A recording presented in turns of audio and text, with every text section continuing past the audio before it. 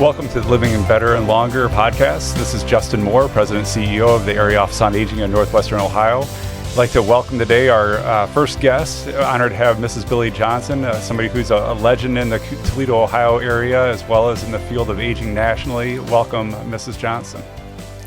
Thank you, Justin. It's a pleasure to be here.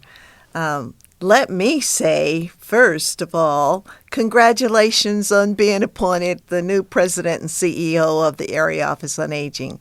I commend the board of directors for making that decision. As you know, I am so proud of you, and best of luck and good wishes. Thank you. And for those that you might not know, Mrs. Johnson is a longtime mentor of mine. My 20 years at the Area Office on Aging, she far surpassed that, spending 49 and a half years in the field of aging. So we are very fortunate today, I think, our listeners, to be able to have a legend in the field of aging sharing a little expertise on this whole topic of retirement and reimagining retirement. And I think we're hoping that this field of aging expert, Mrs. Johnson, can share a little insight that might be beneficial on kind of what retirement means, how that idea of retirement has changed over time, what things can be done to really make sure the most is made of retirement. So along those lines, if you could kind of take us back and help us understand kind of how your view of retirement got shaped at maybe a young age with your grandmothers and the role that they played in your life.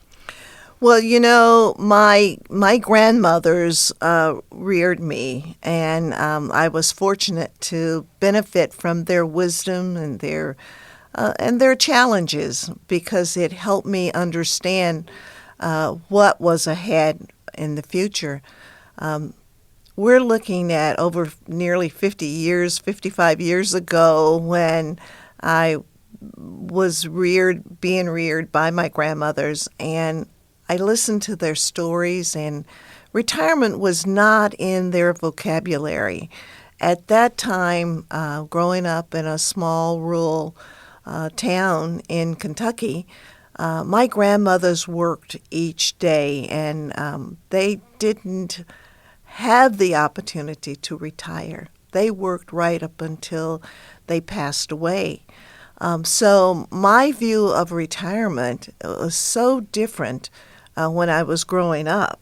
But when I actually moved into the field of aging in the early 70s, retirement was something that people were talking about at 50 years of age and 55. And retirement during those early years is so different than retirement today. The challenges are different. The benefits and the opportunities are so different. And certainly with people living so much longer, retirement is not something that a lot of people are looking forward to.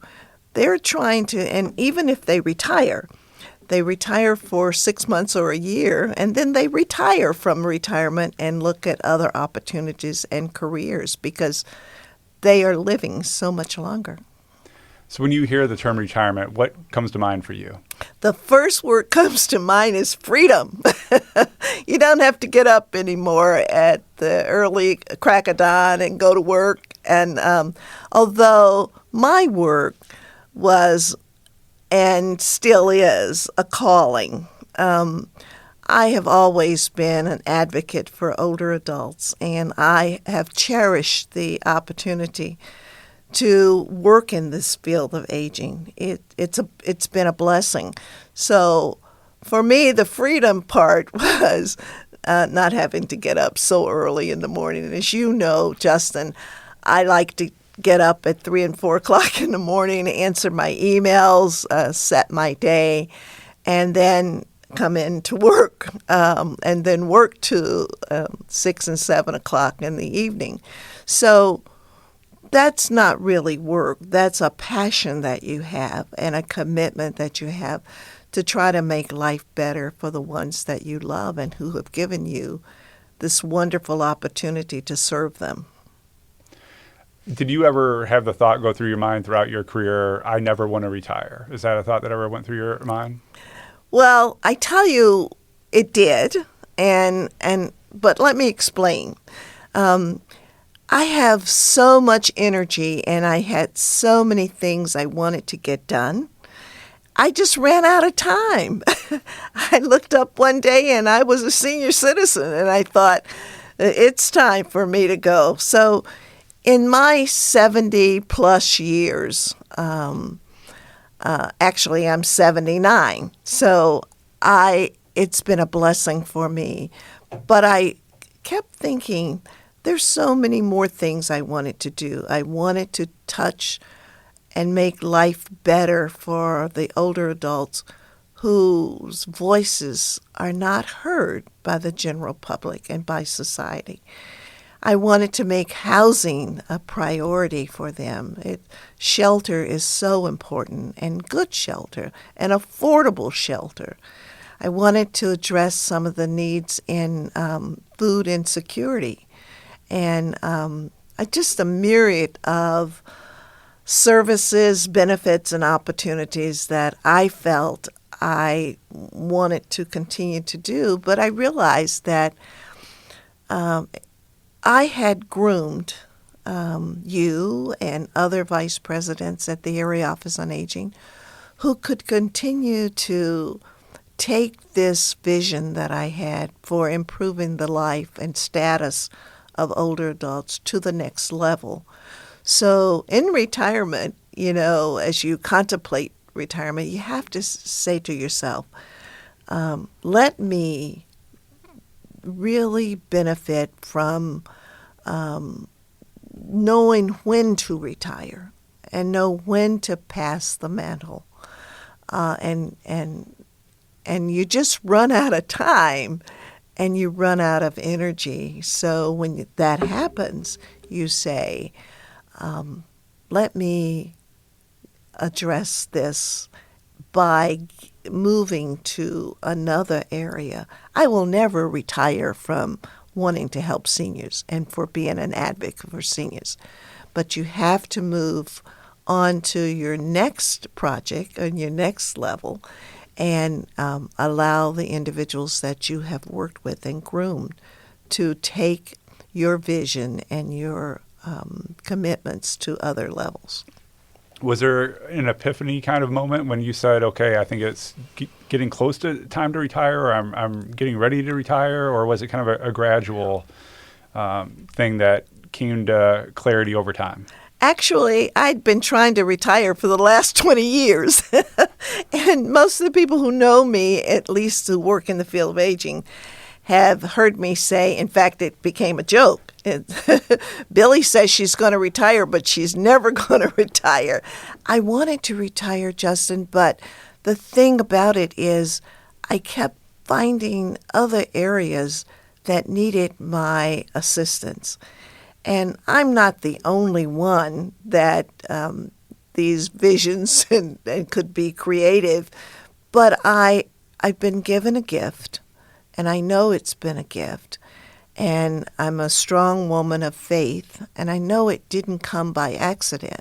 So it was important for me to stay and fulfill these gifts and these visions that I had about how to make life better for older adults. So for every decade, the last 2 decades for sure, I kept saying to Henry, just give me one more year and I will retire.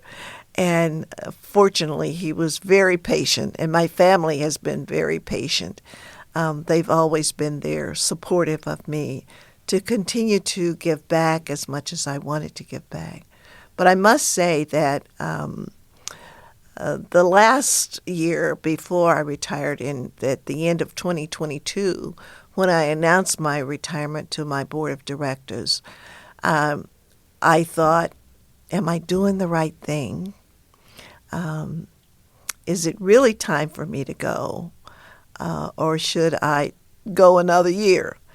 And I decided that there was no reason to go another year at the Area Office on Aging, that I had groomed some tremendous experts, individuals, my vice presidents, who were all capable of extraordinary leadership and abilities. So it was time for me to go.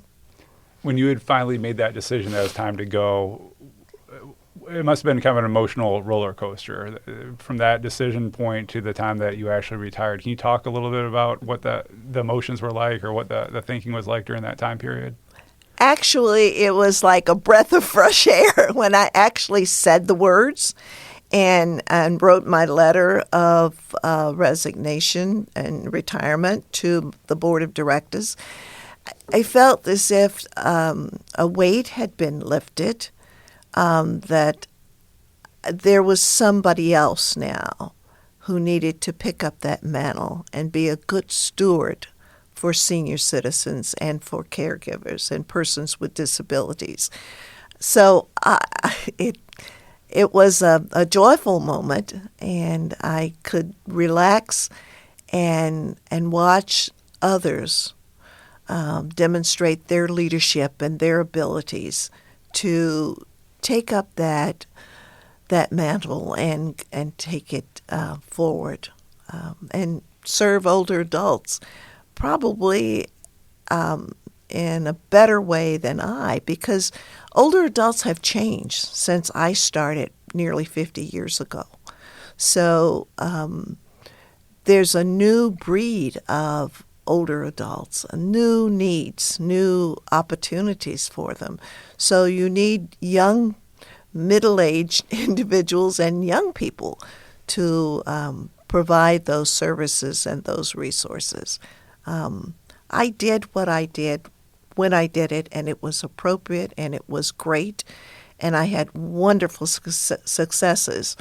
But I also know that the leadership at the Area Office on Aging now have new challenges and new opportunities as well. So I know they're well positioned and well qualified, and I'm just delighted that you are at the helm, that you can direct that those other leaders at the Area Office on Aging. We have one of the best staff in Ohio and maybe even in the country. And what I'm saying is they're all so dedicated. And it takes dedication to work in these fields. You certainly don't make a lot of money, but you have the opportunity to change lives. And you impact people who will probably never know your name, but you have the resources, the skills, and the abilities to move those needles. Can you talk a little bit about some of the listeners might be contemplating retirement? What steps you took to prepare for retirement, whether it be financially or whether it be just making sure that the work that has been your life's dedication continues on to be successful, or other factors that you did in preparing for retirement? Well, one thing that is of extreme concern to me is that we don't start early enough preparing for retirement. And what I mean by that is we do not think that life is going to change for us. We think we can just go on as we have been. But we seriously have to look at our expenses and our income in retirement, look at the financial pieces. But in addition to that, we have to acknowledge that life will change for us. Many of our friends who we grew up with, they are retiring, and some have even passed away. So you just emotionally have to prepare as well as financially. The one bit of advice that I would give to people is to start early. Start in your 40s, if not even earlier, preparing for retirement. Most folk think that Social Security and Medicare will sustain them. It will not. If you've got a good pension, it won't really sustain you and sustain the lifestyle that you've become accustomed to in your work. That's for most people. For individuals who are extremely marginalized and low income, There are a myriad of resources that can help them in retirement. For those who make a lot of money and have a lot of money, they don't need to think about the income and the expenses piece of retirement. Susan Orman, if you haven't read her book about retirement, get it and read it. She gives such great advice about retirement. And the last point I want to make is get a good financial planner who can help you. Can help you with your wills, with your trusts that you need to set up early, and just help you look at your expenses in general.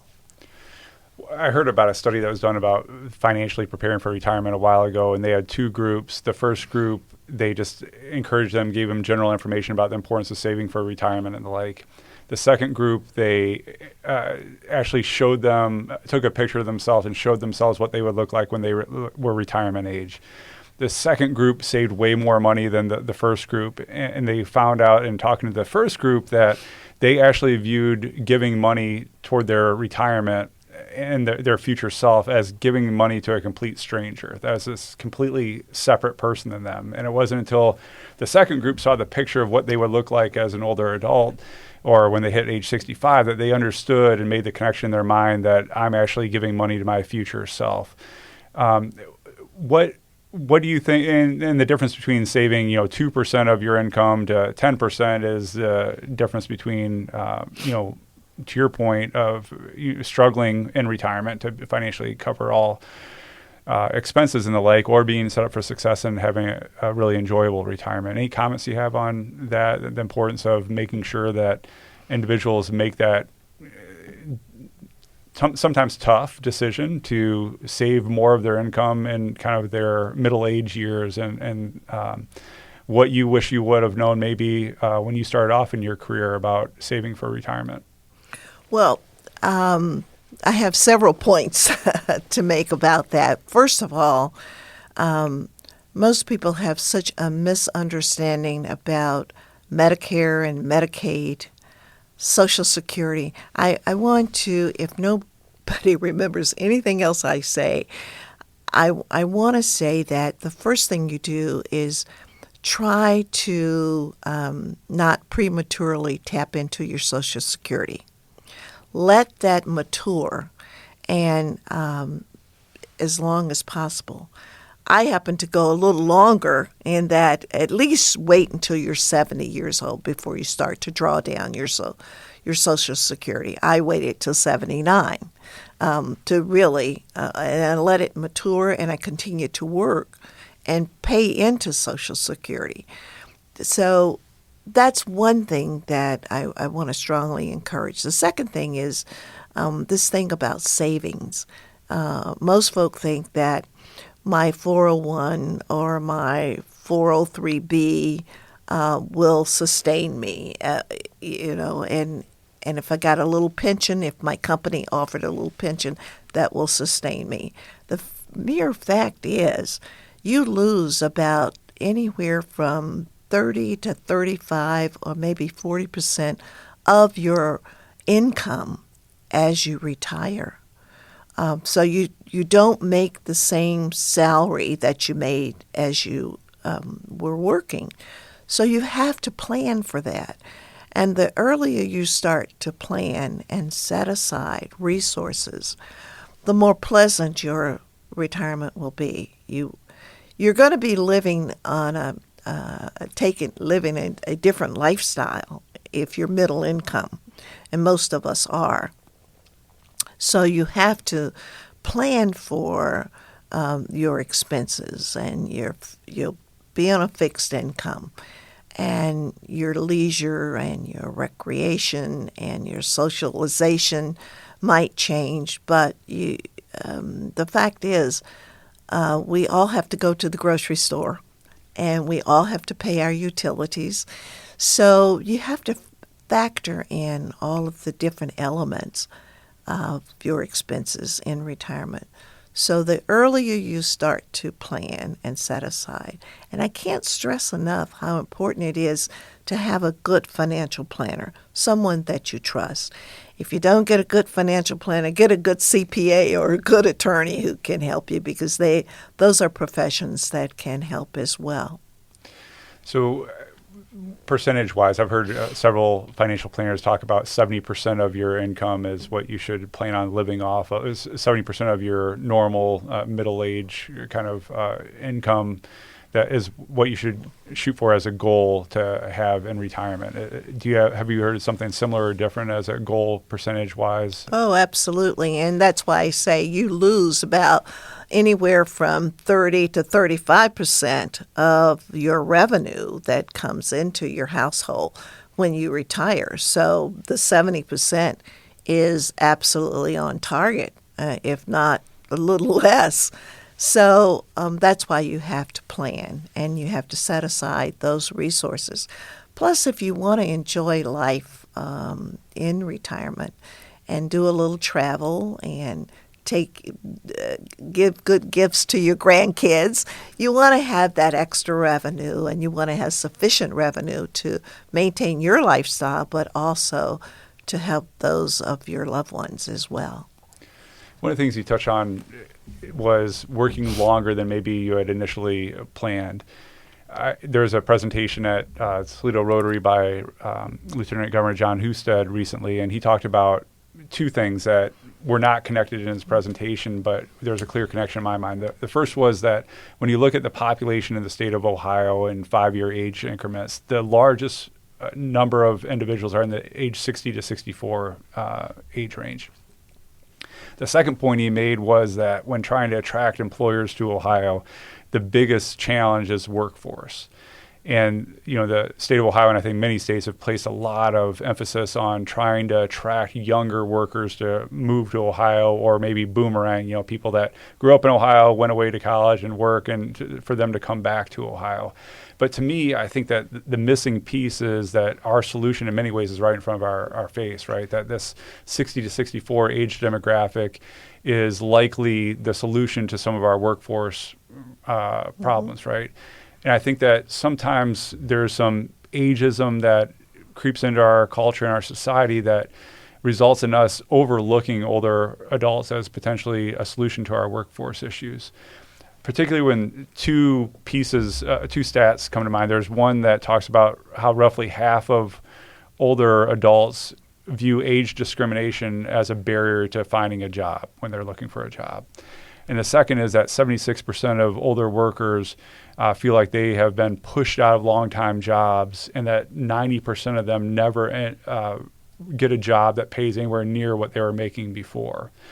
So I think that there is certainly an opportunity from my perspective to invest and find ways to make help older adults with maybe retooling, right? If they have had a long career in one industry, but they are looking for an encore career in a different kind of field, how do we go about helping them getting the additional education, higher education, so on and so forth, so that they are really set up for success and meeting some of these urgent workforce issues that the state of Ohio and many parts of the nation are facing. Any comments you have on that, the working longer? Well, I think you're absolutely correct that one of the things the various industries in this country have overlooked is the potential and the powerful resource of older adults.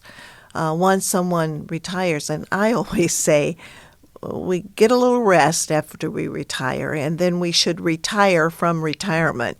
And if it means going back into the workforce or in places that we really love, giving of ourselves and making a contribution to society, that we should do that. And if you happen to get paid for it, that's all the better. But if it also, you can volunteer. So you need to not just sit at home and think that travel's going to be the panacea to everything. You really should, if you have great skills and abilities and knowledge, reinvest that knowledge into our society. The workforce shortage came about for a lot of different reasons. And after we hit the pandemic in 2020, we just saw a change in the workforce. Many families decided that it was important for them to have only one worker and have the spouse to stay home and raise the children. Many individuals felt that this whole pandemic and was exposing their children and families, and so they decided not to go back into the workforce. And of course, a large segment decided that we'll stay in the workforce if we can work from home. And so a lot of individuals decided to do that. But I think the missing piece in our puzzle is that we need to look at the resources of older adults and invest in them, and make it possible for older adults to have a second career and even a third career. The universities really acknowledged and took the lead in all of this and set up lifelong learning programs. So it's not as if you have to rely on old skills and abilities. There are institutions of higher ed who will teach older adults new skills.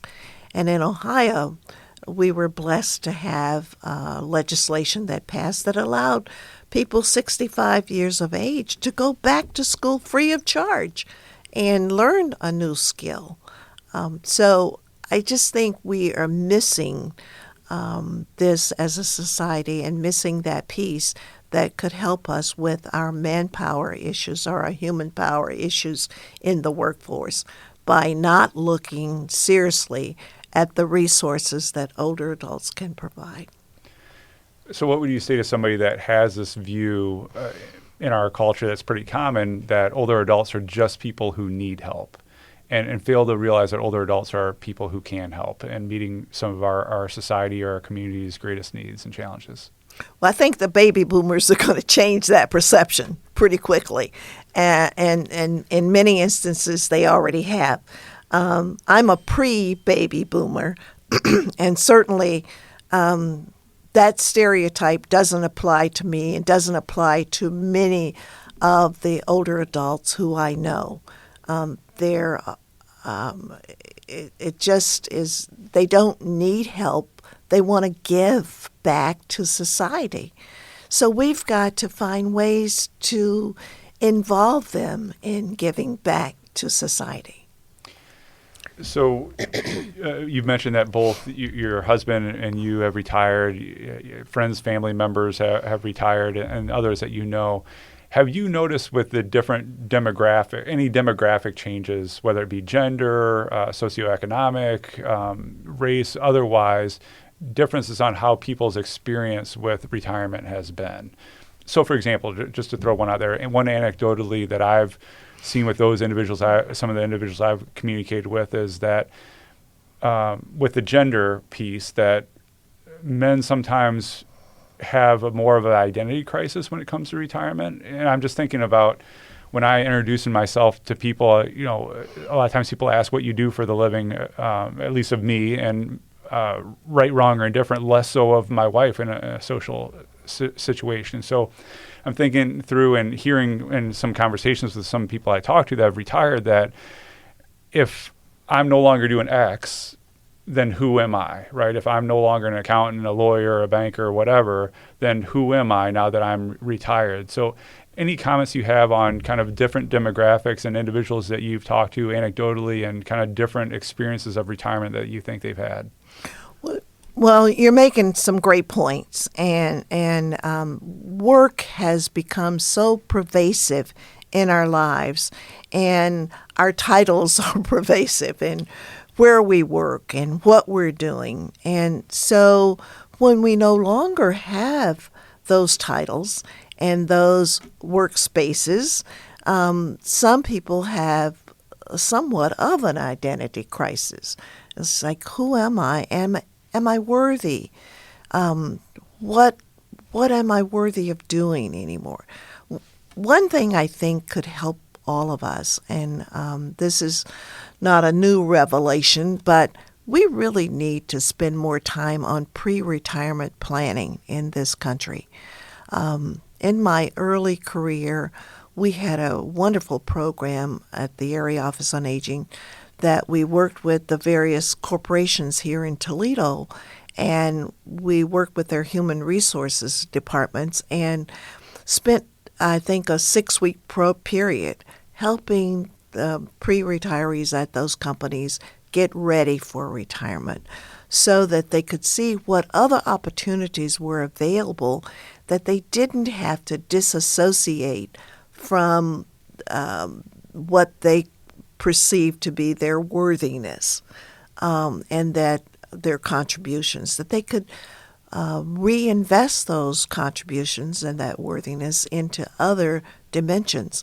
So I think that we just need to refocus, step back, and I'm hopeful that the Area Office on Aging will take a leadership in some of this pre-retirement planning. The experts are right here in our area. The financial planners, the CPAs, the attorneys, and other experts in the field of aging who are willing to invest the time to help people become better prepared for retirement. And so instead of retiring from something, they can think about second careers, third careers, and retire to something. So I'm 45. Individuals that are, kind of middle-aged like me or some of our listeners, what do you wish you would have known in your middle-aged years that you know now as a recent retiree about retirement? I tell you what scares me. Inflation. The thing that I didn't know in my early 40s is what inflation would look like. There's so many other elements that impact on your success in retirement, your financial success, your socialization success, your any number of factors. So I wish I had had a crystal ball and would known how expensive it was going to be when I hit 79 years of age. My husband and I were very blessed, though. We had good pensions. The nonprofits' pensions are not as good as the higher education pensions. We saved some resources, and we were able to maintain a lifestyle that we're comfortable with. Many older adults are not that fortunate. So I say to young people now, start early again. Set aside resources in addition to what you're going to get from your company or in your 401 or your 403B. Make sure that you are well educated on what opportunities you have for saving your money and investing, and stay on top of if it's the stock market or whatever you want to invest in and feel comfortable investing in. Make sure you have some experts who are helping you, and just don't go off on your own trying to put all of this together. Tap into the resources that are right here in our community. There are financial planners who really highly qualified ones who are willing to not only have you hire them, but they will volunteer their services to better educate people about this. We happen to have one on our board of directors, and I know he is known for giving of his resources and his knowledge. So for some listeners, there may be a fear of the unknown when they're contemplating retirement. They don't know what retirement will look like. I'm sure a question you've been asked many times over the last 10 months or so since you've been retired is, what is retirement like, or how has retirement been? What are your thoughts? I realize you're kind of early on into retirement and maybe still during that honeymoon phase that you had referred to. What's your experience been like with retirement thus far? I'm still trying to get used to it. That's the first thing. Actually, I think it's been wonderful. I was somewhat frightened by the fact that I wouldn't be able to retire successfully, that I would not know what to do with myself because I've always been so active, so independent, always wanting to give. And, that wasn't the case at all. Some of my friends told me, you're going to really enjoy retirement. I'm really enjoying having Henry bring me a cup of coffee in the morning and being able to roll back over and go back to sleep. But, I'll never retire, as I said earlier, from being an advocate for older adults. So it has given me new freedoms, and I mentioned the word freedom before. I can spend time now reading the books that I want to read, preparing myself for other challenges, building my knowledge, my skill base. I didn't have time to even read my magazines before. So now I do, and I have time to visit with my girlfriends, and I really get so much wisdom from. I have several girlfriends, my 100 sisters, my Link sisters, and just my other independent girlfriends who share their leadership skills to me. You never stop growing. You shouldn't. And I've never been one to want to stop growing. So I find these wonderful challenges, and I'm just newly into retirement, but I'm finding also how to say no to people for things that I really don't want to do. But I have to be nice and polite about it.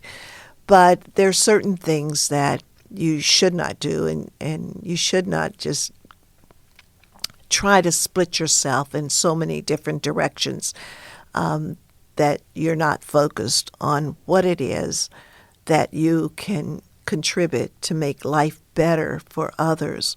We're given such a small time here on this earth. And most of us want to leave an impact and a lasting legacy. And the way to do that is to be really focused and concentrate on what your skill set is so that you can make those contributions. And that's what I think I'm trying to do in these few months that I've been retired. I promised myself early on that I would give myself at least a year before I really would make a final determination about what that second career would look like. So I've been doing most of that, but as I said earlier, my first career will always be services to older adults and for persons who have disabilities. If you had the power to be able to change the way retirement is viewed, approached, and the like in our country or in Northwest Ohio, what would reimagining aging look like, or reimagining retirement look like for you? Well, the first thing I would do is get people who are in high positions, industries and companies to reinvest in their workforce, not just their retired workforce, but their older workforce. There is so much wisdom in many of the companies, the corporations, and the businesses.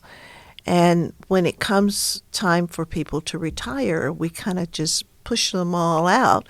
And we don't really tap into their wisdom and their abilities and find ways to make sure that they stay connected. And that could mean a variety of things. That could mean mentoring your younger workforce. It could mean some part-time assistance to your younger workforce. I'm not proposing or a proponent of keeping people in jobs just to keep them in jobs, but older adults. But they're older workers who really are just so knowledgeable about their profession that you don't want to lose that talent and those resources. You shouldn't. But I think we're going to have to better educate our corporate sector and our industries and many of our businesses about this. One organization that I think could really help with this and has helped has been NOGA, the Northwestern Ohio Gerontological Association. NOGA has tapped a lot of, through its membership, a lot of the local businesses and some corporate people as well as attorneys, some professionals. And they are their wealth of knowledge and information. So people don't have to look very far. Join NOGA because they will help you as you begin to contemplate retirement. They have a wonderful trust and estate planner as a member of NOGA. They have wonderful experts who've been in the field of aging even longer than I have, or as long. So there's just so much talent here in this community that the corporate sector as well as the business sector and seniors in general and families can tap into. And one good place is the Area Office on Aging, first of all, and NOGA, second of all. Mandatory retirement age. This topic is some industries still have it. I've heard about individuals in the judicial branch. I've heard about individuals in clergy having mandatory retirement ages, and then other industries maybe not mandatory, but subtle encouragements that employers are making of individuals that are older to consider retirement once they reach a certain age. What is your take on whether it be mandatory retirement or that approach that some employers take of encouraging some of its older workers to consider retirement sooner than they might otherwise on their own? Well, first of all, many of the boards that I have had the privilege of participating and being a member of in this community, when I first joined, they had mandatory retirement at age 70. Fortunately, I was able to, along with others on the board, make policy changes to that effect. You don't judge people by a number. Individuals, if they're 70 or if they're 80 or if they're 90, some are very, very sharp and still have lots to give and lots to contribute. Others may not. So you just don't arbitrarily say at age 70 or at age 65, you've got to get off of this board. You've got to stop working here. And there are still companies who think like that and who believe that. So I call it a very ageist policy, and we should do everything to fight to change it. Great. Is there anything that we have not discussed that you think our listeners may want to know, or things about retirement that you think might be beneficial to share based on your decades in this field of aging and your experience with retirement? Well, the one thing that I just want to pass on to everyone is prepare. Be better prepared for retirement so that you can really enjoy it, whether it's staying at home, traveling, or re-entering the workforce in a second or third career, or going back to school and acquiring new skills and abilities. Be better prepared for that and start early thinking about those. Build your plan out. Just as you map out a plan and you navigate all of the and traverse all of the obstacles when you are in the workforce, think about what you might encounter in retirement and begin to plan and develop a strategy for successful retirement. I think that retirement is, for me, something that has been very good because it's given me an opportunity now to look at other areas that I didn't have time to look at before and try to make life better for our society. I just happen to be wired like that, and I've been given opportunities to make contributions. I don't know exactly what I'll be doing 12 months from now, but I can tell you for sure I'll be doing something that will help society. And as we close here, one last question. As you have seen retirement change over the decades during your career, as you look forward to the future and what retirement may look like 10 years from now, how do you anticipate retirement changing, or how do you predict retirement will change in the next decade?